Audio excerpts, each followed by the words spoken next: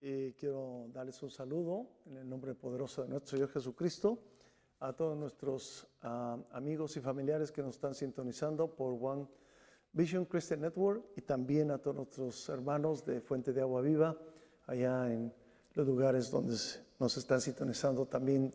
Que el Señor les bendiga. Esta hora queremos compartir con ustedes y darle un repaso a uno de los mensajes que hemos compartido en la congregación alguna vez. Y esta ocasión quiero compartirlos con todos ustedes. Y es acerca de la fidelidad de Dios. La fidelidad de Dios. Y escogimos un pasaje bíblico que está en el libro de Josué, que está en el capítulo 3, ¿verdad? Y vamos a leer del verso 7 en adelante. Y antes de eso queremos pedirle que si nos puede acompañar a orar para pedir bendición en esta hora y que el Señor ponga en nuestra mente y en nuestro corazón el deseo no solamente de aprender lo que vamos a hablar, sino también de atesorarlo y ponerlo en práctica. Amén. Amado Dios y Padre Santo, en esta hora te damos gracias, Señor, primeramente por la vida, por la salud, por guardarnos hasta este día. Te pedimos, Señor, que en esta hora que vamos a compartir tu palabra, pueda llegar a los corazones necesitados y que esta palabra pueda, Señor, ser de bendición a cada uno y que también edifique su vida espiritual. Te damos así la honra, la gloria y la alabanza por siempre, Señor. Amén, amén. Gloria a Dios. Bien. Vamos a hablar acerca de la fidelidad de Dios. Toda la Biblia habla acerca de la fidelidad de Dios, excepto que hay pasajes en donde podemos extraer algunos principios bíblicos y algo que puede ser un ejemplo para nosotros y que puede servir para nuestra vida espiritual y aplicarla todos los días. Amén. Así que allí en Josué capítulo 3, verso 7 dice de la siguiente manera, dice, entonces Jehová dijo a Josué, desde este día, fíjese cómo le dice el Señor, desde este día comenzaré a engrandecerte delante de los ojos de todo Israel, para que entiendan que como estuve con Moisés, así estaré contigo. Mire qué fiel es Dios. Dios ahora le dice a Josué que de la misma manera como estuvo con su siervo Moisés, estará también con él para que pueda terminar y seguir el proceso que había comenzado con el pueblo de Israel. Amén. El verso 8 dice, tú pues mandarás a los sacerdotes que llevan el arca del pacto, diciendo, cuando hayáis entrado hasta el borde del agua del Jordán, dice, pararán allí en el Jordán. Y Josué dijo a los hijos de Israel, acérquense y escuchen las palabras de Jehová nuestro Dios. Y añadió Josué, en esto conocerán que el Dios viviente está en medio de nosotros, y que él echará delante de nosotros al cananeo, al eteo, al heveo, al fereceo, al gergeseo, al amorreo y al jebuseo, que básicamente eran gente que habitaba allí en la tierra prometida. Dice, he aquí el arca del pacto del Señor de toda la tierra. Fíjese cómo dice, el arca del pacto del Señor de toda la tierra pasará delante de nosotros en medio del Jordán. Y entonces ordena a Josué y dice, tomen pues ahora 12 hombres de las tribus de Israel, uno de cada tribu. Pero note algo importante. Dice, y cuando las plantas de los pies de los sacerdotes que llevan el arca de Jehová, Señor de toda la tierra, lo vuelvo a decir por segunda vez, se asienten en las aguas del Jordán, las aguas del Jordán se dividirán, porque las aguas que vienen de arriba se detendrán en un montón. Bueno, esto es lo que está diciéndole y dándole instrucciones a Josué, aún antes, ¿verdad?, de que suceda el milagro. O sea, Dios está anticipándose para que Josué y los sacerdotes que llevan el arca sepan lo que van a hacer y sepan lo que va a suceder. Cuando nosotros vamos al verso 16 del capítulo 3, dice, las aguas que venían de arriba se detuvieron como en un montón bien lejos de la ciudad de Adán, que está al lado de Zeratán, y las que descendían del mar de Arabá, el mar salado, se acabaron y fueron divididas. Y el pueblo pasó en dirección de Jericó. Mas los sacerdotes, dice que llevaban el arca del pacto de Jehová, estuvieron en seco, firmes en medio del Jordán, hasta que todo el pueblo pasó o acabó de pasar todo el río Jordán y todo el pueblo pasó en seco. O sea, realmente se produjo un gran milagro. Bueno, ahora, cuando ellos cruzan y cuando ellos están cruzando, Dios le ordena a Josué que recoja 12 piedras, una piedra por cada tribu, para que al finalizar de pasar puedan hacer un monumento, un montón de piedras, ¿verdad? Porque enseguida así lo dice. Lo dice en el verso 4, ¿verdad? En el verso 1 en adelante dice, cuando toda la gente hubo acabado de pasar el Jordán, dice, Jehová habló a Josué diciendo, toma del pueblo 12 hombres, uno de cada tribu, y dice, y mándales, ¿verdad? Diciendo, tomar de aquí en medio del Jordán, del lugar donde están firmes los pies de los sacerdotes, 12 piedras, los cuales pasarán con vosotros y las van a levantar en un lugar donde van a pasar la noche o donde van a acampar.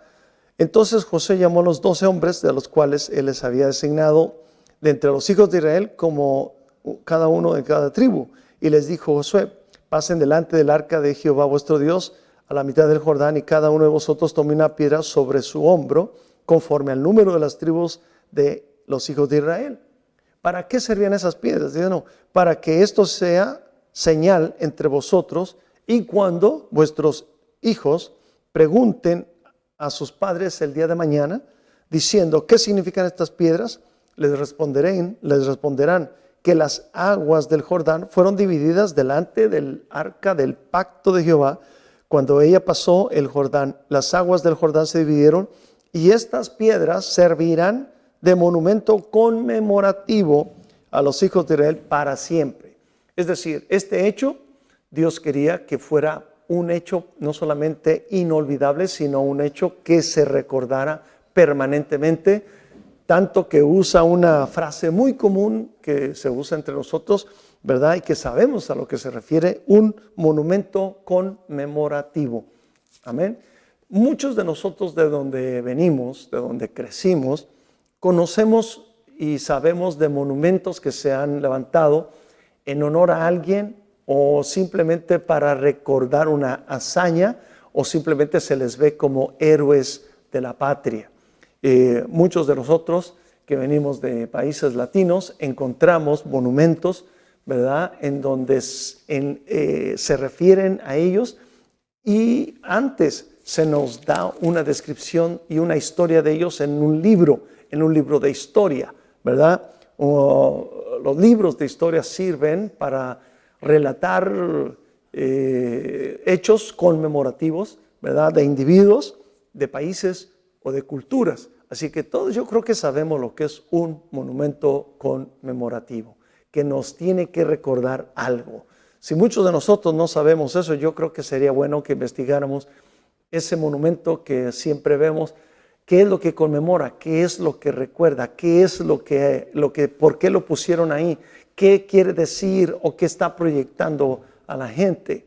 ¿Verdad? Porque si alguien le pregunta o nos pregunta a nosotros y no sabemos responder, yo creo que será por falta de información que no hemos nosotros obtenido en base a ese conocimiento. Ahora, déjeme decirle algo. Hay personas que tienen una capacidad realmente asombrosa para recordar hechos e imágenes. Sin embargo, es muy común también que las personas dejen de recordar, y especialmente si se trata de bendiciones en las cuales Dios nos ha dado, o en ocasiones cuando la bondad de Dios ha sido abundante con las personas. A veces las personas tienden, ¿verdad?, a olvidarse de todo lo que Dios ha hecho por ellos, ¿verdad? Muchos de nosotros, cuando venimos a esta nación, al cruzar la frontera, le prometimos a Dios que si nos ayudaba, nosotros le íbamos a servir. Quizá usted, ¿verdad?, sea uno de ellos, y quizá a lo mejor ya se le olvidó lo que le prometió del otro lado de la frontera. Bueno, yo solamente estoy siendo un portavoz, ¿verdad?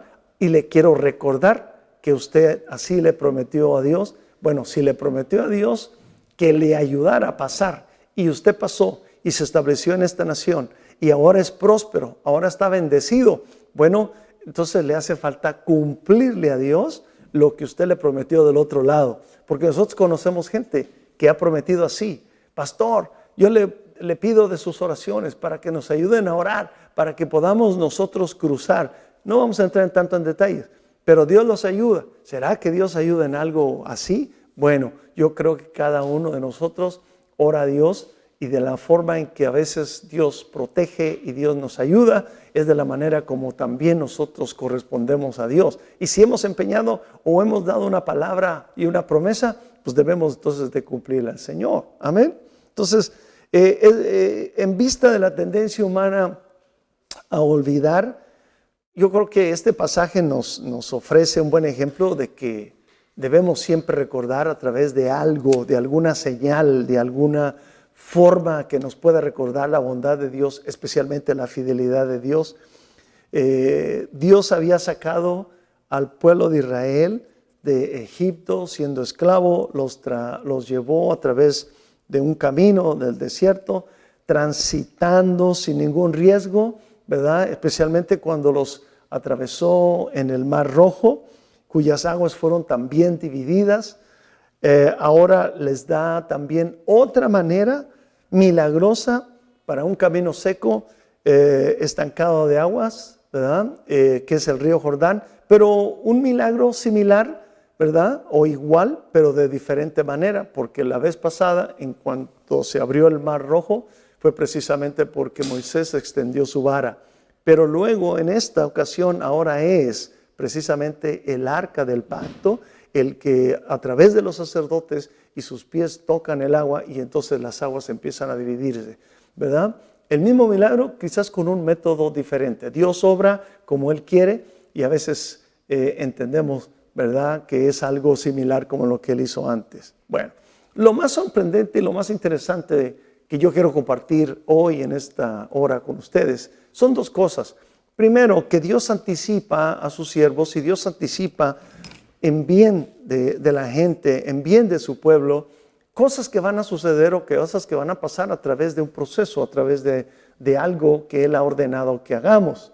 En este caso, entendemos que Josué, ¿verdad?, se les dan instrucciones para él, para los sacerdotes, y luego también para que haga algo como un acto conmemorativo, para que todos, cuando en cierta manera pregunten, o las generaciones siguientes pregunten, ¿qué significa eso que está ahí?, que tengan una respuesta y que sepan que fue el Dios de toda la tierra el que hizo ese portento o ese milagro. Muchas veces se nos olvida que Dios hace cosas grandes con nosotros, y eso no quiere decir que nosotros no sepamos lo que Dios hizo. No, sí sabemos, pero se nos olvida a veces recordar, y nos tienen a veces que recordar otras personas, o nos tienen que decir, ya no te acuerdas lo que Dios hizo contigo, ¿verdad? Pero lo más interesante es que Dios nos anticipa de las cosas que van a suceder, y yo creo que hoy en día todos nosotros deberíamos de tomar este libro que es la Biblia para poder saber todas las cosas que están por acontecer en un futuro.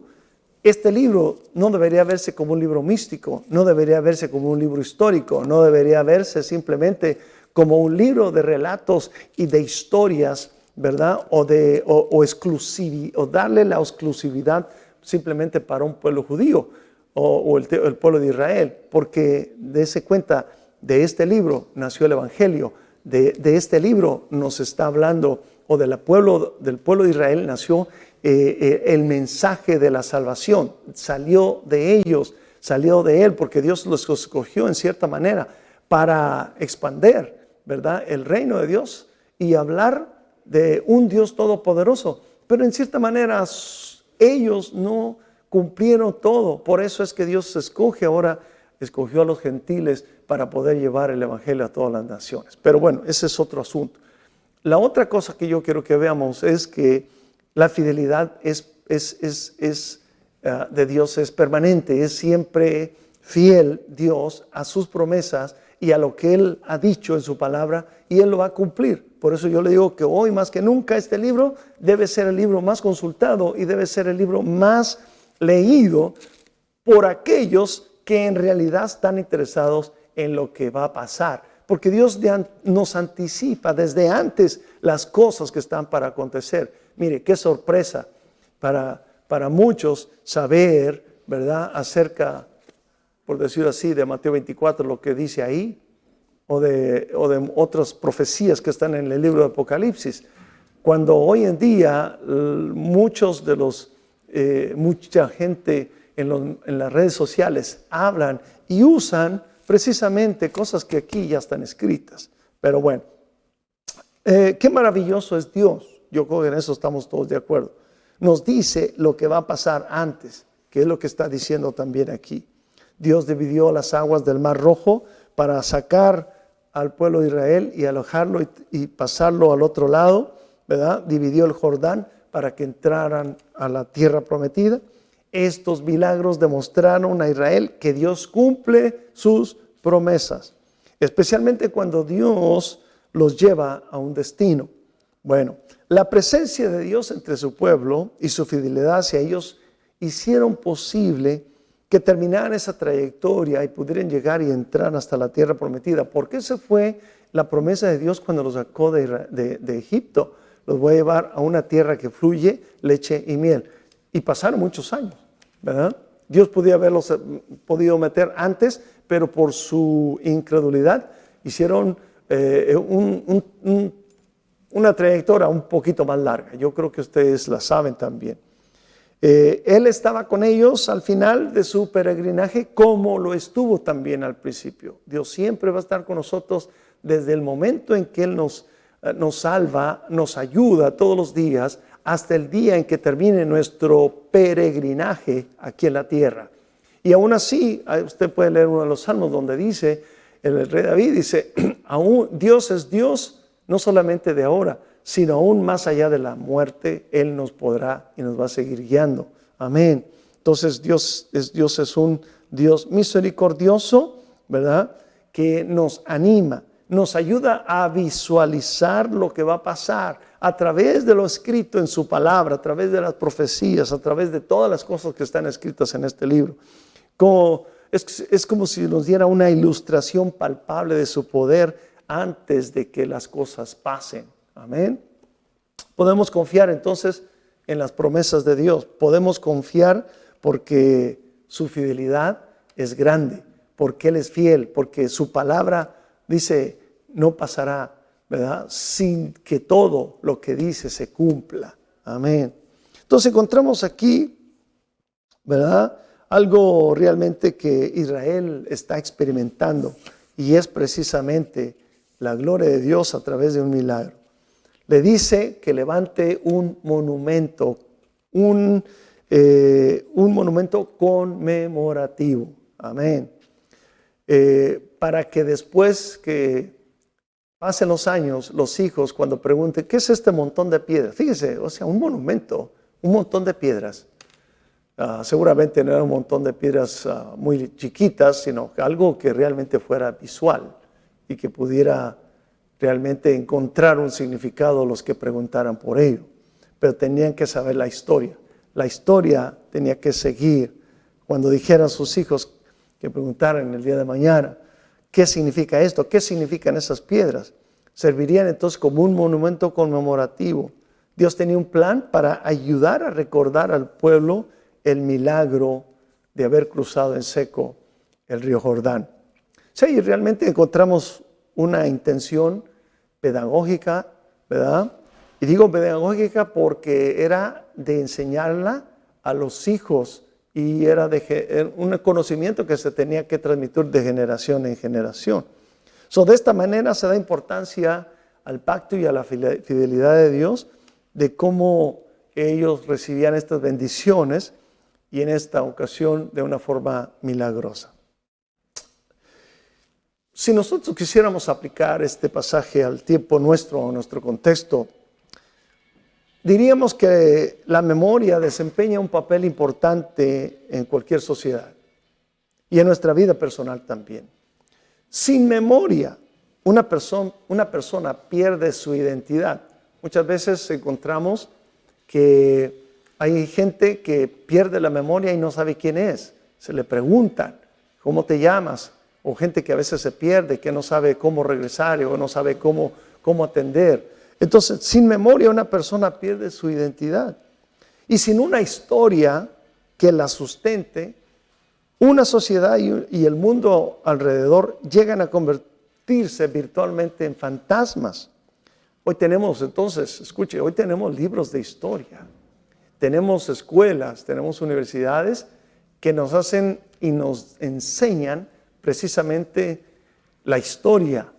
Y precisamente si nos enfocamos específicamente a un tópico para estudiar, encontramos que la ciencia o cualquier otra de las cosas que se estudian en las universidades, hay libros y hay historia para que esta sociedad se pueda recordar que tiene una identidad, porque, vuelvo a repetir, hoy hay información para saber y conocer los individuos que ya no están aquí, que ya no viven, pero que de alguna manera los vemos en algún monumento, en algo conmemorativo. Hoy hay también países y culturas de las cuales a través de un libro o a través del internet podemos saber cómo se desarrolló esa gente y esa cultura. ¿Para qué? Para que no se olvide, para que se entienda. Cualquier sociedad, escuche, que espera perdurar debe convertirse como la expresión, como lo expresan, los psicólogos o los sociólogos, una comunidad de memoria y esperanza.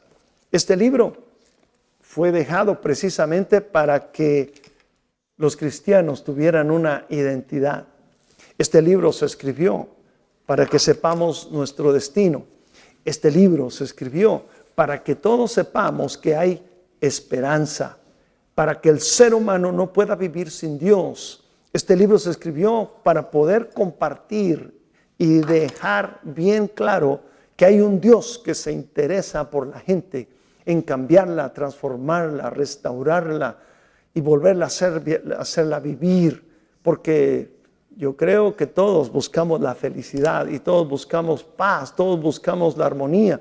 No hay tal cosa cuando se vive en un desorden en este mundo, pero cuando la paz de Dios, la paz de Cristo y la salvación llega al alma, entonces podemos encontrar armonía, entonces podemos encontrar paz, entonces podemos encontrar felicidad. Pero este libro se dejó para que podamos nosotros recordar siempre y nunca olvidemos la fidelidad de Dios. Y no solamente la fidelidad de Dios, el amor de Dios, recordar la voluntad divina de Dios para con el ser humano, para que podamos entender que hay esperanza y convertirnos nosotros que sabemos Biblia en una comunidad de esperanza que podamos llevar, ¿verdad?, una solución a las vidas destrozadas, a las vidas que están en derrota. Cristo es la solución, no es simplemente otras de las cosas que están a nuestro alrededor. Es Cristo lo que llena el interior, es Cristo, es Dios lo que puede realmente hacernos valer como personas, porque el vicio lo que hace es degradar a la persona. Todo lo demás que este mundo ofrece lo que hace es degradar al ser humano, pero Cristo te regresa la dignidad. Cristo y su palabra te dan promesas y te vivifican para que puedas tú encontrar y ser feliz tú mismo y con tu familia. Una comunidad entonces de memoria y esperanza es lo que somos nosotros. Por último, hoy nosotros, al igual que el pueblo de Israel, necesitamos recordatorios, traer a memoria todas las cosas que Dios ha hecho por nosotros. Hoy más que nunca olvidamos a veces, ¿verdad?, lo que Dios ha hecho, hasta que alguien o algo como la palabra nos recuerda lo que Dios ha hecho y nos arrepentimos y le pedimos perdón. Señor, perdona porque me estaba olvidando de todas esas cosas que tú has hecho por mí. Todos tenemos la tendencia a olvidarnos y la solución sería siempre tener en mente, buscar una manera de cómo marcar o de cómo tener algo que nos pueda recordar la bondad de Dios. Le cuento de algo. Nosotros no podemos quizás hacer un monumento conmemorativo poniendo un montón de piedras en algún lugar. Quizá no tengamos nosotros algo que podamos siempre recordar o decirle a alguien más que eso conmemora algo que Dios hizo. Pero ¿sabe una cosa? Yo encontré algo muy interesante. En el margen de muchas páginas de la Biblia que usaba D.L. Moody, un evangelista muy amado, escribía las letras en mayúscula, la P y luego la C, que significaba probado y comprobado.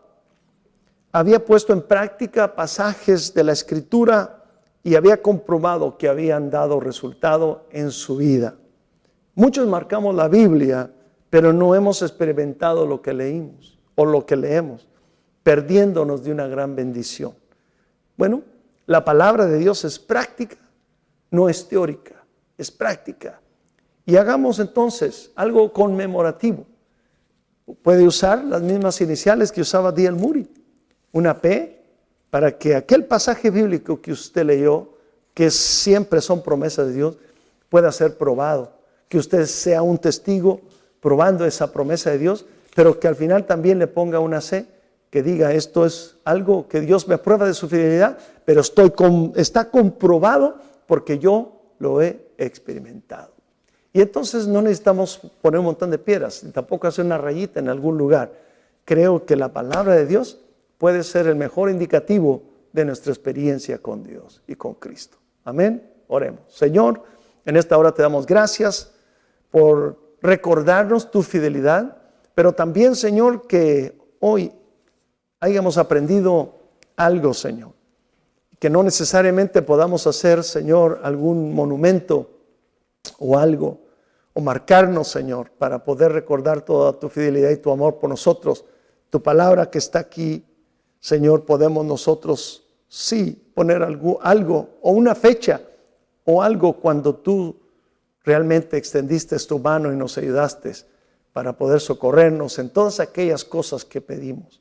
Te pido, Dios, que en esta hora esto haya bendecido a alguien y que nunca se olvide que tú le amas y que estás dispuesto a transformarlo, cambiarlo, a bendecirlo. Y si está enfermo, incluso hasta sanarlo en el nombre de Jesús. Gracias, Señor. Amén. Dios les bendiga. Nos estamos viendo el próximo programa. Amén. Gracias, hermano.